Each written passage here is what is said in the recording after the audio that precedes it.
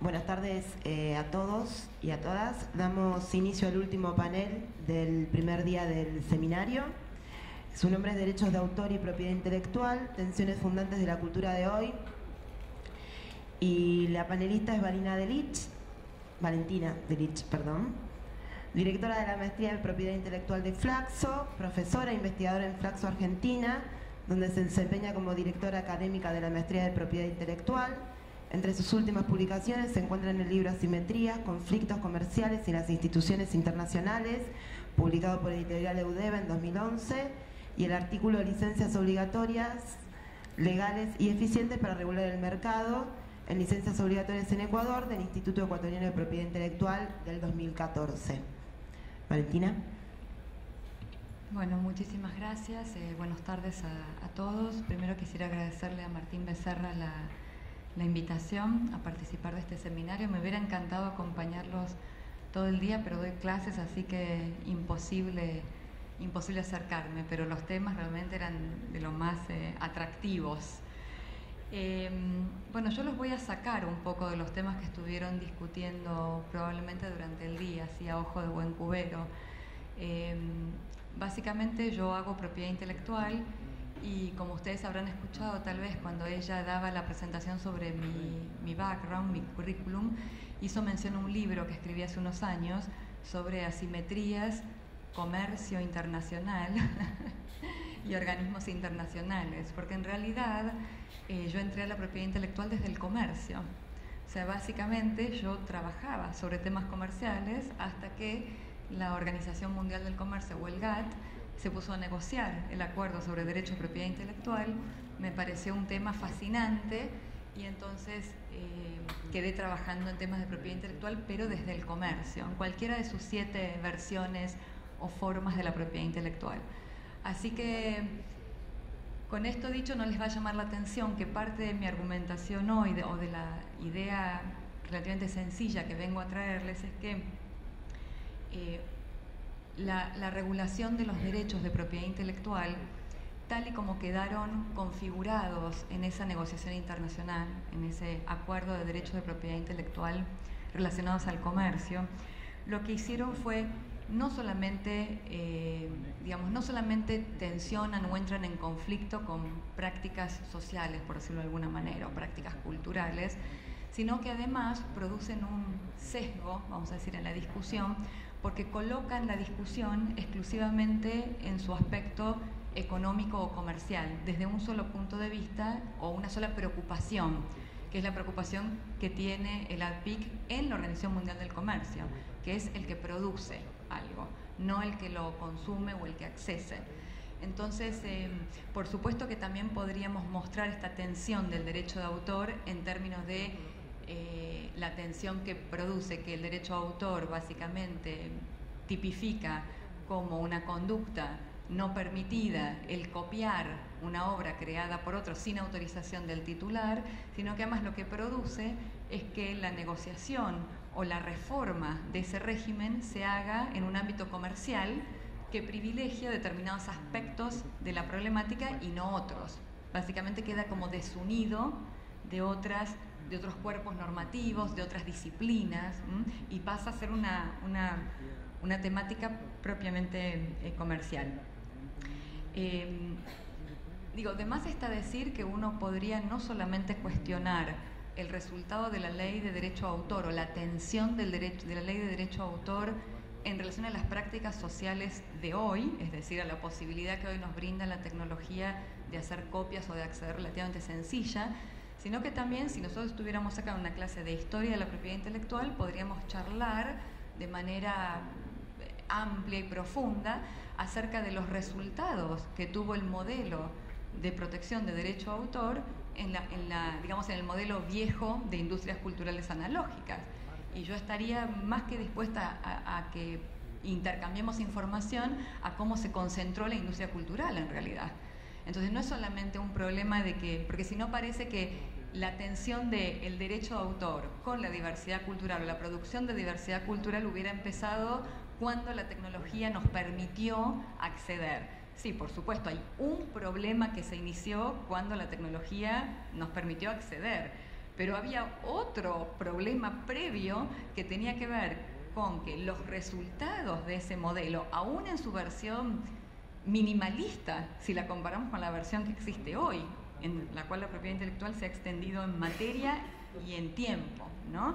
Aún esa tampoco produjo resultados que uno pudiera vanagloriarse de exitosos en términos de los que producen conocimiento de manera independiente, por ejemplo. Y podemos documentar con una biblioteca entera el dominio de las discográficas, en la industria de la música, el dominio de las editoriales, y entonces podemos discutir quién publicaba qué cosa, quién grababa qué disco, cómo se vendían, en qué formatos, cuándo entraban al mercado. Entonces, no es que había un modelo exitoso de derecho de autor que vino a ser cuestionado por las tecnologías. Había un modelo de derecho de autor que focalizaba en la producción de algunas creaciones y que tuvo por resultado, entre otros efectos tal vez no queridos, la concentración de las industrias culturales. Digo esto porque si no parece que la historia comenzó ayer a la mañana. Y el otro punto que me gustaría hacer es, bueno, obviamente la salida, digamos, hay una salida técnica en el sentido de las cosas que debiéramos cambiar del derecho a autor. Probablemente algunas nosotros nos sintamos como más cómodos que con otras, o nos resulten más fáciles acordar en eso, pero a mí me parece que la solución no está en particular en la ley de derecho a autor. El derecho a autor es un engranaje, es un mecanismo dentro de un conjunto, nosotros decimos, los abogados, perdón, hay muchos abogados igual acá, ¿no? El plexo normativo, por decirlo de alguna manera, el plexo normativo. Porque me parece que, y por eso este seminario me alegra de verlo, es que lo más importante es que nos cansemos de discutir hasta que logremos armar una visión y un diagnóstico compartido, porque después eso se derrama sobre muchos órdenes jurídicos. Es decir, ajustamos las tuercas en la ley de medios, vamos ajustando en la ley de derecho a autor, tal vez en otras leyes, hasta en el Código Penal, digo por decir muchas normas involucradas, por lo menos, en lo que hace al acceso a la información. Y por supuesto, donde me parece que tal vez haya un campo fértil, que tal vez, no sé si discutieron con Eduardo, porque me parece que ahí hubo mucho desarrollo conceptual, aunque no por ahí operativo, es en el campo de los derechos humanos. Es de todo el aislamiento que produjo el derecho a autor en relación a otros órdenes normativos. Yo creo que el peor puente que se perdió fue el puente entre los derechos de propiedad intelectual o los derechos en general, el derecho a autor, y todo el cuerpo normativo que se construyó en los derechos humanos. Y que por ahí hay algún puentecito ahí que podemos construir. Esta sería como la idea principal, con algunos, por supuesto, ajustes técnicos. Déjenme entonces abundar un poquito en cada una de estas ideas y después, si quieren, podemos ver algunas de las propuestas que hay en danza, más o menos controversiales en derecho de autor. No controversiales y controversiales, digamos, las facilitas, podemos empezar, la excepción de las bibliotecas, y las más complicaditas, la despenalización, por ejemplo, de la copia cuando no es con fines de lucro. Entonces, de la primera parte no los voy a aburrir con el impacto de Internet en nuestra vida cotidiana, lo que nos permite, lo que no nos permite. Solamente 2 o 3 cosas que sí me parece que son importantes para empezar la discusión. Que Internet ha reconfigurado nuestra vida cotidiana, por supuesto, profesional también, en todas las dimensiones, en dónde buscamos la información, qué obtenemos, con quién nos comunicamos, a quién conocemos, cómo obtenemos algunos servicios, de quién y dónde los obtenemos, cómo hacemos lo que hacemos en Internet y en qué tecnología debemos manejar, para poder hacer lo que hacemos, ¿no? Entonces, esta reconfiguración puede ser tanto una plataforma, me parece a mí, para que construyamos una sociedad más transparente, o una bastante más concentrada. Entonces, obviamente, desde este punto de vista, Internet nos da el poder de tener instituciones conectadas, individuos conectados. Yo pensaba, por ejemplo, cuando hacía el punteo en las empresas de periodismo online, ¿no? Los bloggers, los individuos periodistas, y también nos ha permitido armar redes colaborativas que exceden bastante el fenómeno de las redes sociales. Por ejemplo, redes colaborativas de padres de niños con diabetes. En este marco, nosotros lo que sí vemos en todos los campos de la propiedad intelectual, quiero decirles que en Flaxo nosotros no solamente hacemos derecho a autor, hacemos patentes, indicaciones geográficas, marcas, las 7 formas, digamos, ¿no? Es la división digital, tanto a nivel local como global, tanto en el acceso como la producción. Y como si fuera poco, nosotros lo que vemos es que tal vez ustedes hayan discutido hoy en la mañana largamente aumentos en los filtros de contenidos, actos de censura, supervisión y control sobre lo que hacemos en la web. Así que para nosotros está clarísimo que no solamente la libertad en Internet, que es por ahí lo que ustedes estaban discutiendo más, sino también el nivel en el cual Internet nos sirve para mayor producción de bienes culturales, para mayor diversidad y para mayor diseminación, que son las 3 cosas que por ahí nosotros trabajamos más en derecho a autor, resulta claramente de las decisiones en que tomemos en cada una de estas dimensiones en relación a los actores, a los objetivos y a las políticas públicas. Y esto lo quería marcar porque en nuestra concepción del derecho a autor, nosotros creemos que el derecho a autor es una política pública. Esto quiere decir, hay una gran discusión que nosotros tenemos en términos conceptuales sobre el derecho a autor. Nosotros revisamos mucho en la Flaxo, tenemos una materia entera en la cual nos dedicamos a filosofar sobre la propiedad intelectual y nos preguntamos, bueno, ¿por qué existe la propiedad intelectual? ¿Cuál es el fundamento de que exista un derecho de propiedad sobre un bien intangible? Revisamos todas las posibilidades, incluyendo la más usual, en el sentido la que cuando uno le pregunta a alguien, bueno, ¿y vos por qué crees que sos dueño de lo que creaste? Y porque es el resultado de mi esfuerzo, un derecho natural, ¿no? Que claramente ninguna legislación reconoce. Entonces de ahí armamos toda una discusión en Flaxo. Bueno, pero ¿por qué será que las legislaciones, si nosotros estamos tan convencidos que es un derecho natural, no lo reconocen como un derecho natural?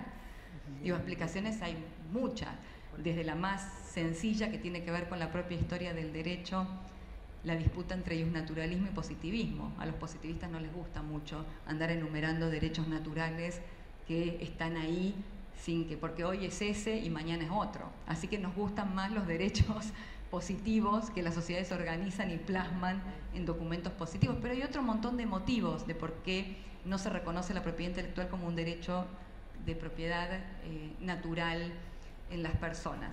Así que básicamente yo remarco lo de políticas públicas porque aunque las leyes son claras en el sentido de que los derechos de autor, los derechos de patente, las indicaciones geográficas son privilegios que establecen los estados o que establece el derecho de explotación monopólica por un determinado tiempo. Son el reconocimiento de que han hecho algo valioso para la sociedad y la contrapartida de esa, de esa creación valiosa para la sociedad, es que eso se ponga a disposición del público, ¿no? Con mayor o menor restricción. Entonces, es una institución para nosotros clásica de política pública. Para nosotros no hay discusión de que se trata de una política pública y que debería ser discutida en términos de políticas públicas. Esto quiere decir, si nosotros tenemos claro cuál es el objetivo de la política pública, es dar un incentivo a los creadores y además hacer que la sociedad se beneficie, para mí no hay más que hacer el trabajo empírico de ver si efectivamente eso está ocurriendo. Y esto nos trae a nosotros a por donde empezamos la charla. Era, si el modelo anterior tampoco exactamente era una pinturita de modelo, bueno, vamos a afinar el lápiz. Pueden estar pasando muchas cosas.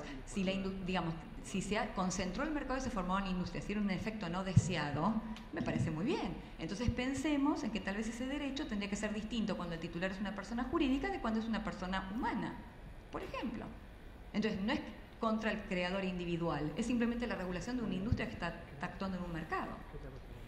Y eso me parece que es importante para poder evaluar las propuestas, porque si no, la discusión es es violenta en relación al creador. Parece que uno no quisiera reconocerle al creador que creó o la autoría. Y no se trata de eso, se trata de la organización del mercado, que es otra cosa distinta, porque ese creador le damos un derecho para que vaya al mercado a negociar, pero ese mercado también está creado con reglas acerca de cómo se hacen las transacciones en ese mercado, y por eso es valioso el título de propiedad que le doy. No es, digamos, in abstractum el derecho de propiedad intangible. Entonces lo que nosotros vemos es que es una política pública, en las legislaciones está claramente incorporada como una política pública, desde la Constitución de los Estados Unidos, artículo 1, inciso 8. El Congreso tiene la autoridad de dar monopolios si, solo si, sirven para la creación, ¿no? Para la generación para la más creación de ciencia y arte y tecnología. No me acuerdo exactamente cómo era el fraseo del artículo 1.8, pero que es como por acá lo debo tener. Así que ese modelo, que ya estaba más un poquito como cuestionado en términos de políticas públicas, de resultados, ese modelo aún así quedó chico para la necesidad de las industrias culturales. Las industrias culturales básicamente norteamericanas, y el problema que detectaban ellos era la observancia. Ahora, tenían un problema con la observancia de los tratados internacionales. Para todos aquellos que recuerdan algo de derecho internacional se acordarán que en el régimen internacional no hay policía, no hay jueces y no hay legislador. Entonces cuando hay autores que se preguntan si el derecho internacional es un derecho, ¿no?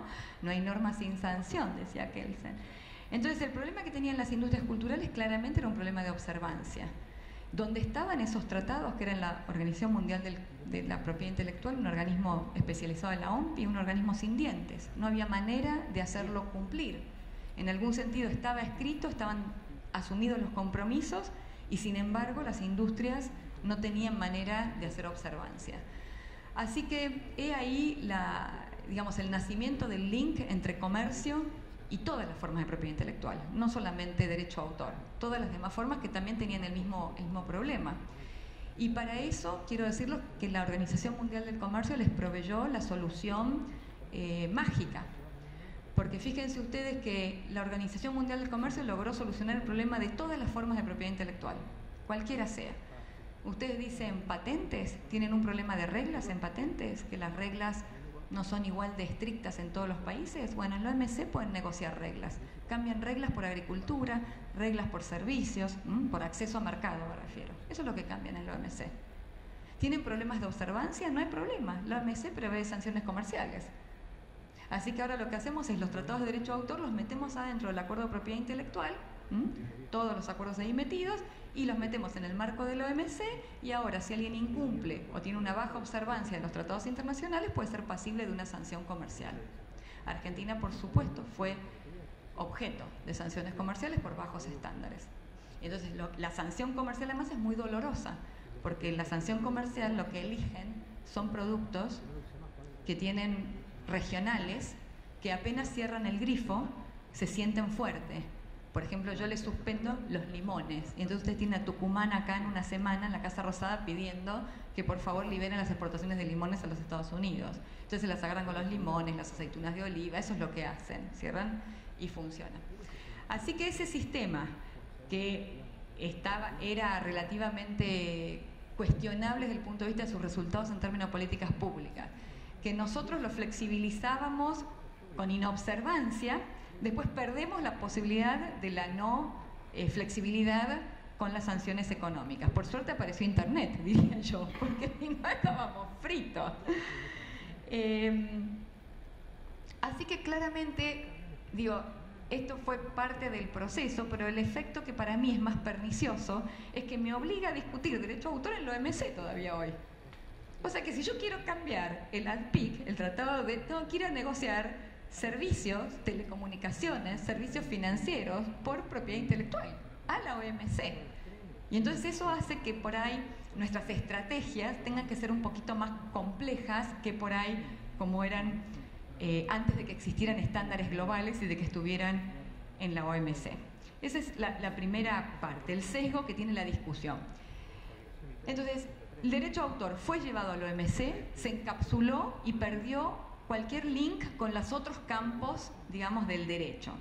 En particular, el que me interesa a mí es el campo de los derechos humanos. No solamente me interesa porque porque me parece que ahí tenemos materia fértil. Me interesa porque, a contrario de lo que pasó en el campo de los derechos de propiedad intelectual, en el campo del derecho a la propiedad intelectual nunca se habló de los derechos humanos. No hay una sola cláusula que haga referencia a los derechos humanos, no hay conceptos de derechos humanos, no hay instrumentos de derechos humanos. Todo el corpus del derecho internacional de la propiedad intelectual, los tratados internacionales, los globalizados, el ATIC, ninguno menciona nada. Sin embargo, tal vez como mencionaron acá antes, en la Declaración Universal de los Derechos Humanos está el archifamoso ya artículo, por acá lo tengo, el 27, donde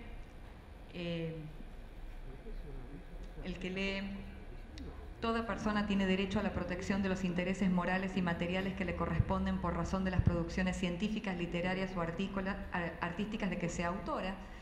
Entonces la pregunta ¿es entonces la propiedad intelectual un derecho humano? Porque está mencionada en la Declaración Universal de los Derechos Humanos.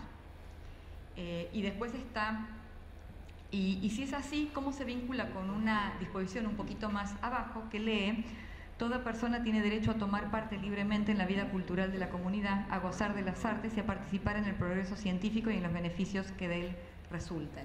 Es decir, la declaración tiene los dos derechos en la misma declaración. Son derechos humanos tanto el derecho de acceso como el derecho a protección de los intereses materiales y morales de los autores. Muchos años más tarde, como en los años 60, 66, se hizo el Pacto de Derechos Económicos, Sociales y Políticos, y ahí también se volvió a repetir esta misma situación.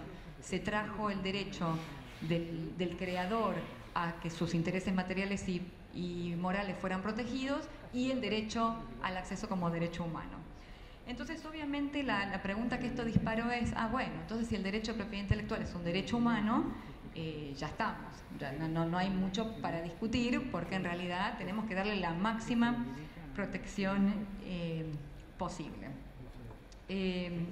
Ahora, durante mucho tiempo estos mundos de la propiedad intelectual y de los derechos humanos vivieron separados, y esas cláusulas pasaban como sin pena ni gloria.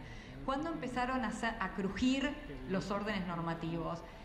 Primero empezaron a crujir básicamente en relación a los conocimientos tradicionales de los indígenas. Fue en el campo de los derechos humanos que se dieron cuenta que los conocimientos tradicionales son una forma de conocimiento, son una forma de conocimiento nuevo, son una forma de cultura, son una forma de identidad, y no habían sido ni tomados en cuenta en el tratado que regulaba la transferencia de conocimiento. Así que ellos empezaron en el campo de los derechos humanos a ver qué se hacía con los conocimientos tradicionales. Y obviamente la otra tensión entre los dos órdenes se empezó a dar cuando se empezó a implementar el Acuerdo de Propiedad Intelectual de la OMC. Porque cuando se empezó a implementar in totum, los países en desarrollo empezaron a sentir la tensión. Si tenían que aplicar sí o sí patentes, bueno, los medicamentos iban a subir de precio y por ahí no todos iban a tener acceso. Si empezaban a aplicar los derechos de autor in totum con toda la fuerza, bueno, empezaban las causas judiciales y la persecución a todos. Entonces ahí empezó a crujir y empezó todo un trabajo, bueno, a ver, exactamente, ¿qué es lo que dicen los tratados de derechos humanos?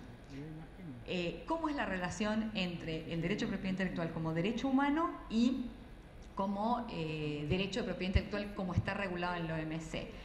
Y ahí yo creo que hay varias, digamos, versiones. Una es la versión institucional. ¿Qué hicieron las instituciones de los derechos humanos con eso?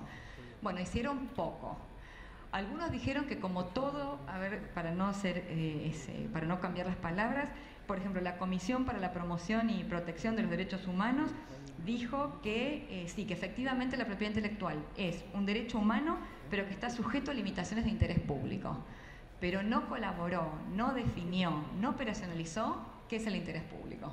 O sea que básicamente no ayudó demasiado. Y después hubo otra reunión en el 2000, que fue todavía más polémica, la del Comité sobre Derechos Económicos, Sociales y Culturales, que quiso hacer un esbozo y dijo, bueno, miren, es así. La propiedad intelectual no es un derecho humano. El derecho humano es el derecho de acceso a la educación, a la cultura. El derecho de propiedad intelectual es un derecho instrumental, sirve para eso. Pero apenas lo dijo en el primer párrafo, lo desmintió en el párrafo 4, 5 y 6, con un lenguaje. Entonces, tampoco colaboró, porque en realidad fue muy desordenante. Otras instituciones, por ejemplo, la Organización de la Propiedad Intelectual, la OMPI, la Organización Mundial de la Propiedad Intelectual, dijo, bueno, en realidad sí es un derecho humano y está relacionado la propiedad intelectual con el desarrollo.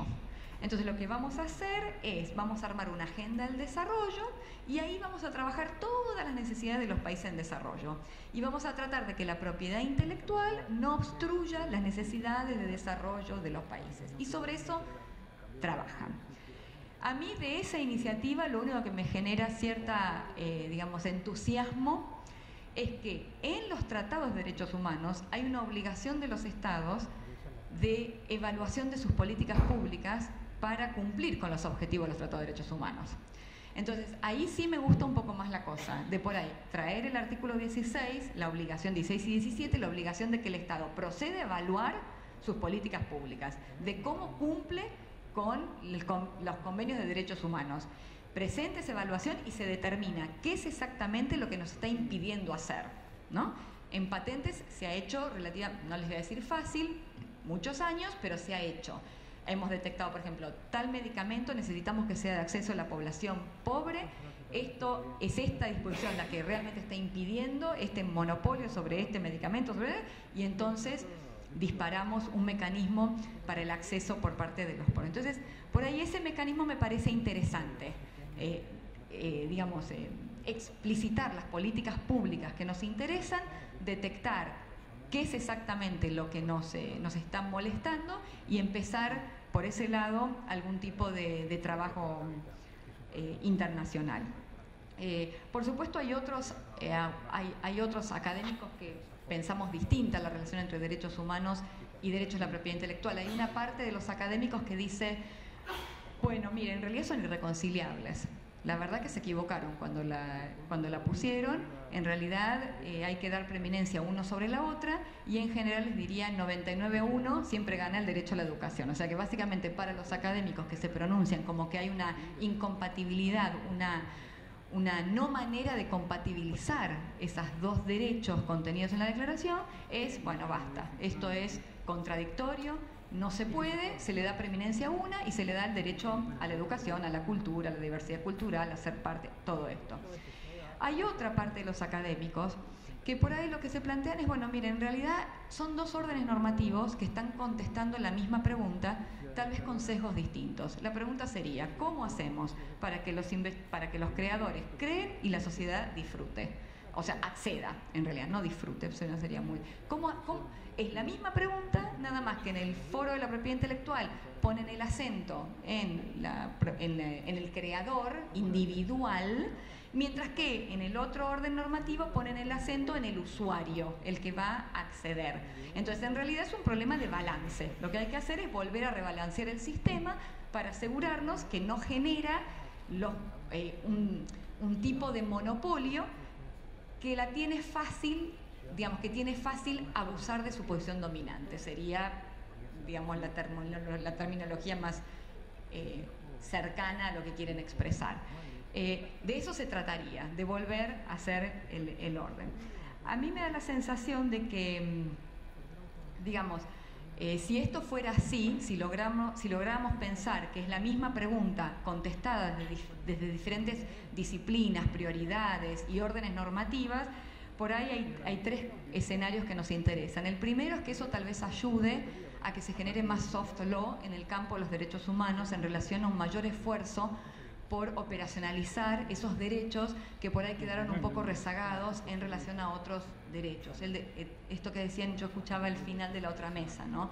Cómo hacer para operacionalizar en la legislación nacional derechos como el derecho de acceso a la información, a la salud, o a la educación, o a la cultura, o a la participación en la cultura. Me parece que ese sería un envión interesante, ¿no? La otra cosa es que en realidad también lo que puede pasar es que hasta ahora fue dominante el paradigma, el de la propiedad intelectual, el que considera al creador como titular del derecho. Es como que en ese ámbito hay un titular y el resto no existe. Mientras que en los tratados de derechos humanos es el usuario el que es titular de los derechos. Entonces, los gobiernos tal vez ahí tendrían una razón jurídica para decir, bueno, mira, hay dos titulares de derechos, no hay uno solo, es simplemente nada más que emergen de órdenes distintos.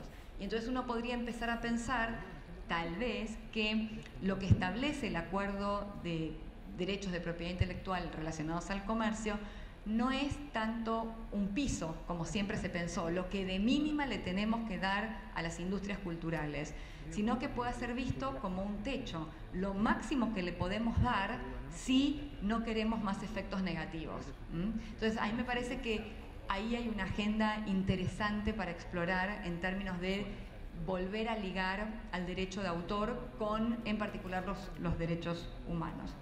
Y para terminar, yo quisiera, espero con esto más o menos haberles dado un panorama de las batallas que llevamos dentro del derecho de autor en términos de sesgo hacia el comercio, relaciones con la propiedad intelectual. Y después están algunas iniciativas concretas para tratar de que el derecho de autor, que nosotros consideramos, no es que hay que anularlo, ni hay que derogarlo, ni mucho menos. Lo que nosotros decimos es que se le fue un poco la mano al derecho de autor. Es como si se hubiera excedido un poquito en su, en su forma de lograr su cometido. Entonces, algunas de las iniciativas que nosotros apoyamos desde la Flaxo es, por ejemplo, ustedes saben, la ley argentina castiga si una biblioteca, no tiene la excepción de las bibliotecas, si una biblioteca hace una copia digital para preservación del material, está violando la propiedad intelectual. Nosotros creemos que eso debería ser cambiado. La legislación argentina es más restrictiva aún que la legislación, por ejemplo, norteamericana. No tiene el uso justo, la figura del uso justo. Tiene la figura de la cita, tiene la figura de los 8 compases musicales, que puede tener, pero no tiene la figura del uso justo, que es que algunas situaciones particulares se discutan en sede judicial y puedan ser tratadas especialmente. Así que en el margen, digamos, en la vida cotidiana, sí, nosotros trabajamos sobre proyectos que traten de, alivianar un poco el impacto de las legislaciones de derecho a autor sobre lo que nosotros consideramos deberíamos fortalecer el dominio público y una mayor circulación. Y después hay iniciativas mucho más debatidas y ahí no hay una posición institucional de la Flaxo ni de la maestría, ni mucho menos. Cada académico se coloca como son sus ideas.